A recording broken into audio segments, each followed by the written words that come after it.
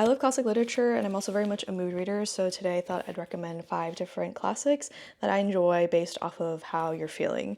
So, this first one is something that you should read if you're feeling like you want to read something about how beautifully imperfect humans are. So, this is The Pastures of Heaven by John Steinbeck. I feel like not enough people have talked about this.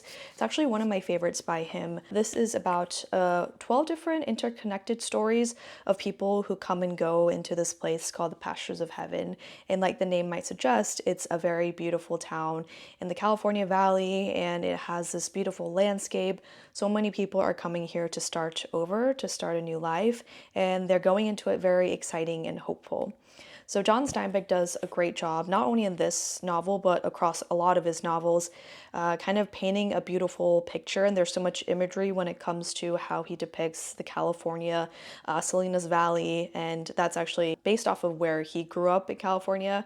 And so in this book in particular, the backdrop suggests something that's very beautiful and hopeful and idyllic. However, the stories inside each of these chapters, you see how there's some sort of tragedy, disappointment. Something that I personally enjoyed was how, I don't know, entertaining these stories were because each of the characters, even though they are so human and so vulnerable and broken at times, they were kind of crazy and very fun to read about. If you read East of Eden, I feel like Kathy would have her own chapter in this book. John Steinbeck wrote this before he wrote like Of Mice and Men and East of Eden, before he kind of got very popular. So if you're curious in trying some of his other works that might not be as well known, I would definitely recommend it. Next is a book for when you're feeling nostalgic for something that you can't quite put your finger on, and that is White Nights by Dostoevsky.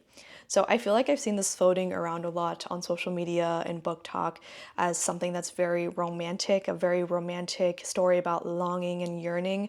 I would beg to differ, and if this is romance, it's not the type of romance that I want. So this is following an unnamed protagonist, and he's kind of wandering the streets of St. Petersburg, feeling very lonely and isolated, and he meets Nastenka, and it's this young woman. He grows this very close connection with her over the course of just a few days, and he has this just infatuation that grows. Is it mutual? There is a bit of this kind of push and pull, not really sure where their relationship's going. I think that what this really has is that very, I don't know, like dark, longing nostalgia to it in the setting. And it talks a lot about how, as humans, we have this innate desire to be loved and for human connection. And when we're lacking that, oftentimes any sort of action of like love or kindness, maybe not love, but kindness towards us or any sort of attention can be misconstrued into love. And that's kind of what you get out of here. I think it's pretty good for a short read. I love Dostoevsky. I think this is a great introduction to him. Wrote this over a decade before he wrote Crime and Punishment, which is probably one of his most famous, along with like the brothers Karamazov. But I really like this one. This next one is for when you're wanting to read something that's eerie and unsettling, not scary, but also cozy and comforting. And that would be We Have Always Lived in the Castle by Shirley Jackson. You might know her from The Lottery, her short story, or Hongzaman, and she has many more, but she's really great at creating that unsettling, eerie atmosphere. It's almost palpable. You feel like you can't fully breathe comfortably, but you also want to dig deeper and learn more. And that is the case in this book. We're following Mary, Kat, and Constance. They're two sisters, kind of outcasts in their town, mainly because they're actually suspected of having something to do with their entire family's murder, poison, accident. It's kind of unsure what exactly happened and why these two sisters were the only ones that survived. And they live in this house that's tucked away and isolated from the rest of the town. They only come out when they need to get groceries and run errands. And you see how little by little things start to unravel and you kind of start to learn more about what happened behind these murders. And someone comes and visits them. I won't give away too much, but I really like how this talks a lot about actually sisterhood and the relationship between Mary, Kat, and Constance. They are very codependent, but you kind of start to see who is actually maybe taking the lead and is a bit dominant, and it's quite interesting. I don't have a sister, so I always find it interesting to see what sister dynamics could be like, but this takes place in an eerie, spooky setting, which I very much enjoyed. This book is a long one, but I promise it's worth the investment, and I think a lot of other people would agree. And this is for when you're overthinking absolutely everything. And that's Fyodor Dostoevsky's Crime and Punishment. As you can see, I fully love this book. This follows a former student who decides that he's going to murder someone because he thinks that it's better for society, and this person that he's murdering isn't even that great of a person anyways, and he thinks he's above this moral law and will not be affected by this act of violence.